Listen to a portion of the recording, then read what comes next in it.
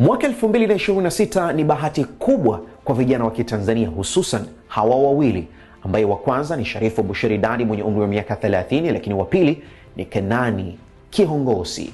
Wote kwa pamoja wametunukiwa nishani pamoja na vyeti vya heshima kutoka kwa rais wa shirikisho la Urusi Vladimir Putin. Mimi mwaka 2024 niliungana na vijana wenzangu wa Kitanzania tukashiriki kwenye mkutano ama tamasha la vijana duniani ambalo lilifanyika nchini Urusi. Baada ya kushiriki mkutano huo, niliweza pia kuwa kama mwangalizi wa kimataifa wa uchaguzi mkuu wa rais wa Urusi mwaka 2024. Tafsiri yake kubwa ni kwamba ushiriki wa vijana haujafumbiwa macho kwa viongozi wakubwa duniani. Wanaendelea kuona nafasi ya vijana katika ushiriki wa diplomasia na mahusiano ya kimataifa. Vijana tusichoke, tuendelee kushiriki kwenye masuala haya ya kimataifa, na si kwa upande mmoja tu peke yake, kwa sababu sera yetu Tanzania kutofungamana na upande wowote. Kwa hiyo wale ambao wanaendelea kuchangiza masuala ya diplomasia kwenye upande wa mashariki waendelee kufanya vizuri kwa maslahi ya mama Tanzania. Nimpongeze Daktari Samia Suluhu Hassan kwa ziara yake ya kihistoria ambayo ilikuwa na lengo